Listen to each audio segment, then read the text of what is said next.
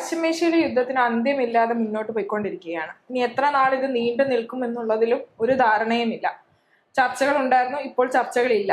America ഇറാനും എവിടെ ചെന്ന് നിൽക്കുമെന്നുള്ള കാര്യത്തിൽ ഉറപ്പില്ലാണ്ടായിരിക്കുകയാണ്. എങ്ങനെയായിരിക്കും ഈ യുദ്ധത്തിന്റെ ഭാവി? യുദ്ധത്തിന്റെ ഭാവി അമേരിക്കയ്ക്ക് എതിരായിരിക്കും എന്ന് തന്നെയാണ് ഞാൻ ഇപ്പോഴും വിശ്വസിക്കുന്നത്.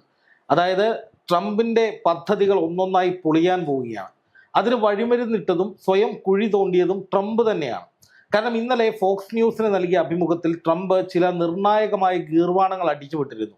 അതിലേറ്റവും പ്രധാനപ്പെട്ടത് അടുത്ത ആഴ്ച മുതൽ ഇറാനിൽ വലിയ എന്തോ നടക്കാൻ പോവുകയാണ്. എപ്പോഴും പറയുന്ന പോലെ ട്രംപ് ആവർത്തിക്കുകയാണ്, ഇറാനിൽ വലിയ യുദ്ധം നടക്കാൻ പോവുകയാണ്. ഇറാന്റെ ഊർജ്ജ കേന്ദ്രങ്ങൾ, റോഡുകൾ, പാലങ്ങൾ, എണ്ണപ്പാടങ്ങൾ, അതുപോലെ സകല എന്തൊക്കെ ഊർജം അവിടെ അവശേഷിക്കുന്നുണ്ടോ അതെല്ലാം തകർത്ത് ജനവാസ മേഖലകളും ഇല്ലാതാക്കുന്ന വിധത്തിൽ ഒരു വലിയ ആക്രമണം ഈ യുദ്ധത്തിന്റെ ഭാഗമായി ഉണ്ടാകുമെന്ന മുന്നറിയിപ്പാണ് ട്രംപ് കൊടുത്തത്.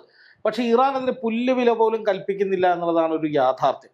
ഇറാൻ പറയുന്നത് വിജയിക്കുന്നത് വരെ ഞങ്ങളും യുദ്ധം ചെയ്യുമെന്നാണ്. ട്രംപ് ശരിക്കും വിചാരിച്ചത് അങ്ങനെയൊക്കെ പറയുമ്പോൾ ഇറാൻ ഏതെങ്കിലും തരത്തിൽ മധ്യസ്ഥ രാജ്യങ്ങളുമായി ചേർന്ന് ഒരു വെടിനിർത്തലിന് വീണ്ടും തയ്യാറാകും, അല്ലെങ്കിൽ ട്രംപ് പറയുന്നത് പോലെ ഹോർമൂസ് വീണ്ടും തുറന്നു കൊടുക്കും, അവിടെ ട്രംപിനും കൂടി ഇടപെടാൻ കഴിയുന്ന, അല്ലെങ്കിൽ അമേരിക്കയ്ക്ക് കൂടി ഹോർമൂസിൽ ഇടപെടാൻ കഴിയുന്ന ഒരു സാഹചര്യം വരുമെന്നൊക്കെയാണ് ഇത്തരമൊരു ഭീഷണി മുഴക്കുമ്പോൾ ട്രംപ് കരുതിയിട്ടുണ്ടാവുക. പക്ഷേ ഇറാൻ അതിശക്തമായി തന്നെയാണ് തിരിച്ചടിച്ചിരിക്കുന്നത്. എന്ന് മാത്രമല്ല, ഗൾഫ് മേഖലയിലേക്കൊക്കെ ഇനിയും ആക്രമണം രൂക്ഷമാകുമെന്ന തരത്തിൽ മുന്നറിയിപ്പ് കൊടുത്തിട്ടുണ്ട്. അതാണ് ഇപ്പോൾ സംഭവിക്കുന്നത്. പക്ഷേ ഇതിനിടയിൽ അമേരിക്കയിൽ നിർണായകമായ ഒരു ട്വിസ്റ്റ് സംഭവിച്ചിട്ടുണ്ട്. അവിടെ അമേരിക്കൻ പാർലമെന്റിന്റെ ചില നടപടികൾ, അമേരിക്കൻ കോൺഗ്രസിന്റെ, അമേരിക്കൻ സെനറ്റിന്റെ ഒക്കെ ചില കർശനമായ ഇടപെടലുകൾ വരാൻ പോകുന്നു എന്നാണ് പുറത്തു വരുന്ന വാർത്ത. അതായത് ഇപ്പോൾ തന്നെ ട്രംപിന് ആയുധങ്ങൾ വാങ്ങാനുള്ള അനുമതി അമേരിക്കൻ കോൺഗ്രസ് നിഷേധിച്ചിട്ടുണ്ട്. അപ്പോൾ കഴിഞ്ഞ ദിവസം സെനറ്റിലെ ഒരു വോട്ടെടുപ്പിൽ 100 അംഗങ്ങളിൽ 46 പേര് മാത്രമാണ് ട്രംപിന്റെ ഈ യുദ്ധം വേണം, അല്ലെങ്കിൽ ട്രംപിന് സ്വന്തം ഇഷ്ടപ്രകാരം യുദ്ധവുമായി മുന്നോട്ട് പോകാമെന്ന നിർദ്ദേശത്തെ അനുകൂലിച്ചത്. ബാക്കി 50 പേര് എതിർക്കുകയാണ് ചെയ്തത്. ട്രംപിന്റെ പാർട്ടിയിലുള്ള 4 പേര് മാറി നിന്നു. അതാണ് ട്രംപിന് തിരിച്ചടിയായത്. അപ്പൊ സ്വാഭാവികമായിട്ടും അമേരിക്കയ്ക്കുള്ളിൽ തന്നെ ട്രംപിന്റെ ഇത്തരം നീക്കങ്ങൾക്കെതിരെ ശക്തമായൊരു പൊതുവികാരം ഉയർന്നു വരുന്നുണ്ട്. കാരണം യുദ്ധം രൂക്ഷമാകും തോറും അമേരിക്ക അതിനനുസരിച്ച് ആയുധങ്ങൾ ചെലവഴിക്കേണ്ടി വരും, സമ്പത്ത് ചെലവഴിക്കേണ്ടി വരും. അതുപോലെ അമേരിക്ക എന്ന രാജ്യത്തിന്റെ ശ്രദ്ധ മുഴുവൻ ഈ യുദ്ധത്തിലേക്ക് മാറുകയാണ്. അതുകൊണ്ട് പ്രത്യേകിച്ച് ഒരു നേട്ടവും അമേരിക്കയ്ക്ക് ഉണ്ടാക്കാൻ കഴിയില്ല എന്ന് അവിടുത്തെ ജനങ്ങൾ തന്നെ തിരിച്ചറിഞ്ഞിട്ടുണ്ട്. അപ്പൊ അതുകൊണ്ട് തന്നെ ട്രംപ് ഇനിയും ഇറാനെ വെല്ലുവിളിച്ച് ഇനിയും യുദ്ധത്തിന് വേണ്ടി ഇറങ്ങിത്തിരിക്കുന്നത് ആത്യന്തികമായി ട്രംപിന് തന്നെ വലിയ തിരിച്ചടിയാകും എന്ന് തന്നെയാണ് പറയാനുള്ളത്. അല്ലെങ്കിൽ ആ നിലയിലേക്കാണ് കാര്യങ്ങൾ പോകുന്നത്. എന്ന് മാത്രമല്ല, ഇപ്പൊ ട്രംപിന്റെ ഈ വെല്ലുവിളികളൊക്കെ നടക്കുമ്പോഴും ഇറാൻ ആക്രമണങ്ങൾ കടുപ്പിക്കുകയാണ്. ജോർദാനിലെ 5-ാം കപ്പൽ, ബഹ്റൈനിലെ 5-ാം കപ്പൽപ്പടയുടെ ആസ്ഥാനത്തിന് നേരെ ആക്രമണമുണ്ടായി. ജോർദാനിൽ അമേരിക്കയുടെ വിമാനങ്ങൾ സൂക്ഷിച്ചിരിക്കുന്ന സ്ഥലങ്ങൾക്ക് നേരെ, ഡ്രോൺ കേന്ദ്രങ്ങൾക്ക് നേരെ ഒക്കെ ആക്രമണമുണ്ടായി. അതായത് ഏതാണ്ട് 350ഓളം വരുന്ന ഇറാന്റെ സൈനിക കേന്ദ്രങ്ങൾ ഞങ്ങൾ തകർത്തു എന്ന് ട്രംപ് അവകാശപ്പെടുമ്പോൾ ട്രംപിനും നിരയായിട്ട് തിരിച്ചടി കിട്ടിക്കൊണ്ടിരിക്കുകയാണ്. ഹോർമൂസിന്റെ 7 അയലത്തേക്ക് ട്രംപിന് അടുക്കാൻ കഴിയുന്നില്ല. ഗൾഫ് രാജ്യങ്ങൾ ശക്തമായി ട്രംപിനോട് ആവശ്യപ്പെടുകയാണ്, നിങ്ങൾ ചുങ്കം ചുമത്താനുള്ള നടപടിയിൽ നിന്ന് പിന്നോട്ട് പോകണമെന്ന്. അപ്പോൾ അതികഠിനമായൊരു യുദ്ധം വരുന്നു, അതീവ ഗുരുതരമായ അവസ്ഥയിലേക്ക് ഈ യുദ്ധത്തെ കൊണ്ടുപോകുന്നു, ഇറാനെ മുച്ചൂടും മുടിപ്പിക്കുന്നു എന്നൊക്കെ ട്രംപ് പറയുമ്പോഴും ഈ ട്രംപിനെ ഇറാനെ പിടിച്ചടക്കണമെങ്കിൽ ഈ നൂറ്റാണ്ട് പോരാണ്ട് വരുമെന്ന് പറഞ്ഞാലും അതിശയോക്തിയില്ല.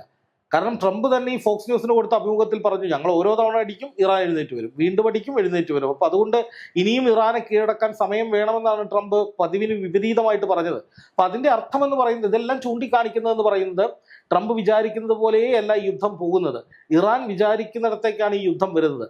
അപ്പൊ ട്രംപിന് ഇറാനെ പൂർണ്ണമായി കീഴടക്കുക എന്ന ലക്ഷ്യം അത് സാധൂകരിക്കണമെങ്കിൽ ഒരുപാട് കാലം കാത്തിരിക്കേണ്ടി വരും. പക്ഷെ അത്രയും കാലം യുദ്ധവുമായി മുന്നോട്ട് പോകാൻ ട്രംപിനെ അമേരിക്കയിലെ പാർലമെന്റോ കോൺഗ്രസോ സെനറ്റോ ഒന്നും അംഗീകരിക്കില്ല, അവിടുത്തെ ജനങ്ങളും അനുവദിക്കില്ല എന്നുള്ളതാണ് നമ്മൾ പ്രാഥമികമായി മനസ്സിലാക്കേണ്ടത്.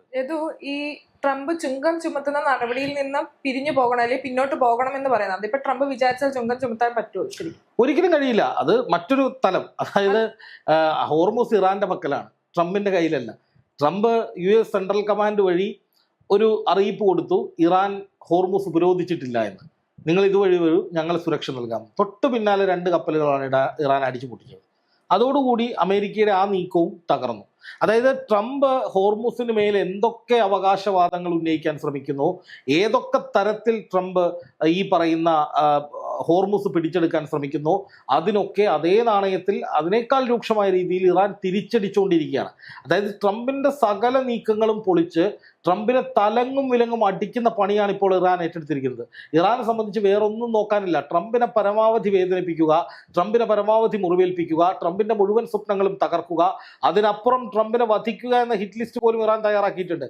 അപ്പോൾ അതിന് മുന്നോടിയായി ട്രംപിനോടുള്ള പ്രതികാരം വീട്ടുന്നതിന്റെ ഭാഗമാണോ ഈ നീക്കങ്ങൾ എന്നത് സംശയകരമായി നമ്മൾ നോക്കേണ്ട കാര്യമാണ്. കാരണം മുമ്പില്ലാത്ത വിധത്തിൽ UAE-യിലേക്കും കുവൈറ്റിലേക്കും ഖത്തറിലേക്കും ഒക്കെ ഇറാൻ ശക്തമായ ആക്രമണം, അത് ഇതുവരെ ഇല്ലാത്ത രീതിയിലുള്ള രൂക്ഷമായ ആക്രമണം നടത്തുന്നു. അമേരിക്കയും ഇറാന്റെ സകല കേന്ദ്രങ്ങളിലും ഇപ്പൊ ഖിഷം ദ്വീപ് അടക്കമുള്ള ഈ പറയുന്ന ഖാർഗ് ദ്വീപ് പിടിച്ചെടുക്കാൻ വേണ്ടിയിട്ടുള്ള ആക്രമണം, ബന്ദർ അബ്ബാസ് മേഖലയിൽ ആക്രമണം, സൈനിക കേന്ദ്രങ്ങൾക്ക് നേരെ ആക്രമണം, ജനവാസ കേന്ദ്രങ്ങൾക്ക് നേരെ ആക്രമണം, ഇലക്ട്രിസിറ്റി തകർക്കുന്നു, കുടിവെള്ള സ്രോതസ് തകർക്കുന്നു, ജനങ്ങൾക്ക് നേരെ ഡയറക്റ്റ് ഹിറ്റ് കിട്ടുന്ന ആക്രമണങ്ങൾ, റോഡുകളും പാലങ്ങളും ഒക്കെ തകർക്കുന്നത്. അങ്ങനെ അമേരിക്കയും ആക്രമണത്തിന്റെ സ്വഭാവം മാറ്റിയിട്ടുണ്ട്. അപ്പൊ ഇത് തെളിയിക്കുന്നത് എത്രയും പെട്ടെന്ന് അമേരിക്കയ്ക്ക് ഈ യുദ്ധം അവസാനിപ്പിക്കണമെന്ന നിലയിലേക്ക് കാര്യങ്ങൾ നീങ്ങാണ്, അല്ലെങ്കിൽ വലിയ ഡാമേജ് ഉണ്ടാകുമെന്ന് ട്രംപ് തിരിച്ചറിയാണ്. അപ്പൊ അതുകൊണ്ട് തന്നെ ട്രംപ് എത്രയും വേഗം ഇറാനെ പിടിച്ചു കെട്ടണമെന്ന വാശിയോടെ നിരന്തരമായി വെല്ലുവിളികൾ നടത്തുന്നു, ആക്രമണങ്ങളുടെ തീവ്രത കൂട്ടുന്നു. പക്ഷേ ട്രംപിനെ ഭാഗ്യം തുണയ്ക്കുന്നില്ല എന്നുള്ളത് തന്നെയാണ് മനസ്സിലാക്കേണ്ടത്. ഇറാൻ ഓരോ അടിക്കും പല മടങ്ങ് ശക്തമായ തിരിച്ചടി കൊടുത്ത് ട്രംപിനെ വല്ലാതെ ബുദ്ധിമുട്ടിക്കുകയാണ് എന്നുള്ളതാണ് ഈ യുദ്ധത്തിൽ ഇപ്പൊ കാണാൻ കഴിയുന്ന കാര്യം. ട്രംപ് ഇറാനെ ഈ പറയുന്ന യുദ്ധഭൂമിയിലേക്ക് കൊണ്ടുവരാൻ ഒരുപാട് പ്രകോപനങ്ങൾ നടത്തുന്നുണ്ട്. എന്നിട്ട് അവസാനം യുദ്ധം തുടങ്ങിക്കഴിഞ്ഞാൽ അല്ലെങ്കിൽ ഒന്നും ചെയ്യാൻ പറ്റാത്ത അവസ്ഥ വരുമ്പോൾ ട്രംപ് കൈയും കാലും ഇട്ട് അടിക്കുന്ന ഒരു ഇതാണ് കാണുന്നത്. ശരിക്കും ട്രംപിന് വട്ടാണോ? ശരിക്കും ട്രംപിന് വട്ടാണോ എന്നുള്ളത് ലോകം മുഴുവൻ ചോദിച്ചു തുടങ്ങിയിട്ടുണ്ട്. ഇത് എന്താണ് പറയുക, സമാധാനപരമായി മുന്നോട്ട് പോയിരുന്ന പശ്ചിമേഷ്യയിൽ യുദ്ധം കൊണ്ടുവരുന്നു. ആ യുദ്ധത്തിന് ശേഷം പറയുന്നു ഇറാന്റെ നിരായുധീകരണം, ഇറാന്റെ ഭരണമാറ്റം ഇതാണ് ലക്ഷ്യം എന്ന് പറയുന്നു. എന്നിട്ട് അവസാനം ഇപ്പോൾ ഹോർമുസിൽ എത്തി നിൽക്കുന്നു. ഹോർമുസിൽ ഇറാൻ പിടിച്ചെടുക്കുന്നത് തെറ്റാണ്, അതൊരു സ്വതന്ത്ര കപ്പൽ പാതയാണെന്ന് പറയുന്നു. എന്നിട്ട് പിന്നെ പറയുകയാണ് അത് എൻ്റെ പാതയാണ്, എനിക്ക് ടോള് തരണമെന്ന് പറയുന്നു. മൊത്തത്തിൽ വിരോധാഭാസവും ഈ പറയുന്നതും പ്രവൃത്തിയും തമ്മിൽ ഒരു ബന്ധവും ഇല്ലാത്തതും ഒക്കെ ആയിട്ടുള്ള വളരെ ഗുരുതരമായ ഒരു അവസ്ഥയിലൂടെയാണ് ട്രംപ് കടന്നു പോകുന്നത്. അത് ഒരു മനുഷ്യനാണല്ലോ, ട്രംപും ഒരു മനുഷ്യനാണ്. ഒരു മനുഷ്യനെ താങ്ങാൻ കഴിയുന്നതിനേക്കാൾ തീവ്രമായ തിരിച്ചടികൾ കിട്ടിക്കഴിഞ്ഞാൽ ആ മനുഷ്യന് കിളിവും. ഏതാണ്ട് അതേ അവസ്ഥയിൽ തന്നെയാണ് ട്രംപ് എത്തി നിൽക്കുന്നതെന്നാണ് ഞാൻ മനസ്സിലാക്കുന്നത്. കാരണം ട്രംപിന്റെ ഒരു പദ്ധതിയും വിജയിക്കുന്നില്ല, ഒരു ഒറ്റ പദ്ധതിയും വിജയിക്കാൻ വേണ്ടി ഇറാൻ അനുവദിക്കുന്നില്ല എന്ന് മാത്രമല്ല, ഇപ്പോ ട്രംപ് പുതുതായി കൊണ്ടുവരുന്ന പദ്ധതികളൊക്കെ ഇറാൻ തകർത്ത് തരിപ്പണമാക്കുകയാണ്. ഒരു തരത്തിലും ട്രംപിന് ചുങ്കം പിരിക്കാൻ കഴിയുന്നില്ല.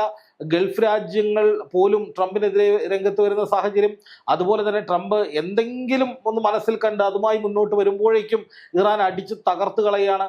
അപ്പോൾ ട്രംപിനെ ലോകത്തിന് വിശ്വസിക്കാൻ കഴിയുന്നില്ല. ട്രംപ് വിശ്വാസ്യത ഉണ്ടാക്കാൻ വേണ്ടി ചെയ്യുന്ന കാര്യങ്ങൾ മുഴുവൻ പച്ചക്കള്ളവും നുണയുമാണ് എന്ന് ഇറാൻ പൊളിക്കുകയാണ്. അപ്പോൾ അതുകൊണ്ട് തന്നെ ട്രംപ് ഇപ്പോൾ ഏറ്റവും ഒടുവിൽ ഇറാന് നേരെ വലിയ യുദ്ധം നടത്തുന്നു എന്നൊക്കെ പറയുമ്പോൾ അത് നടക്കാൻ പോകുന്ന കാര്യമല്ല. അങ്ങനെ ഇറാനെ പിടിച്ചുകെട്ടാൻ കഴിയില്ല എന്ന് അമേരിക്കയിലെ ജനതയും സ്വന്തം പാർട്ടിയിലെ അംഗങ്ങളും ലോകം മുഴുവൻ തിരിച്ചറിയണം. എന്നിട്ടും ട്രംപ് വെറുതെ ഇറാനിലേക്ക് യുദ്ധം ചെയ്തുകൊണ്ടിരിക്കുകയാണ്. അത് യുദ്ധം ചെയ്യുന്നതിലൂടെ ഹോർമുസ് അടഞ്ഞു കിടക്കുന്നു, ഗൾഫിലെ എണ്ണ വിപണിയിൽ എത്താതിരിക്കുന്നു, അതുവഴി അമേരിക്കയുടെ എണ്ണ കൂടുതലായി വിൽക്കാൻ കഴിയുന്നു എന്നൊരു ബിസിനസ് തന്ത്രമുണ്ട്. അതിനപ്പുറം ഇറാനെ കീഴ്പ്പെടുത്തുക എന്ന് പറയുന്ന കാര്യമൊന്നും ഒരിക്കലും നടക്കില്ല. അതിനിയും ഒരുപാട് കാലം ട്രംപ് കാത്തിരുന്നിട്ടും കാര്യം ഉണ്ടാകില്ല എന്ന് തെളിയിക്കുന്ന വിധത്തിലേക്ക് ഇറാൻ ഈ യുദ്ധത്തെ കൊണ്ടുപോവുകയാണ് എന്നുള്ളത് തന്നെയാണ് നമ്മളിവിടെ മനസ്സിലാക്കേണ്ട കാര്യം. ഇപ്പൊ നോക്കുക, അറബ് രാജ്യങ്ങളിലേക്ക് ഇറാൻ ശക്തമായ ആക്രമണം നടത്തുന്നത് തന്നെ എന്തിനു വേണ്ടിയാണ്?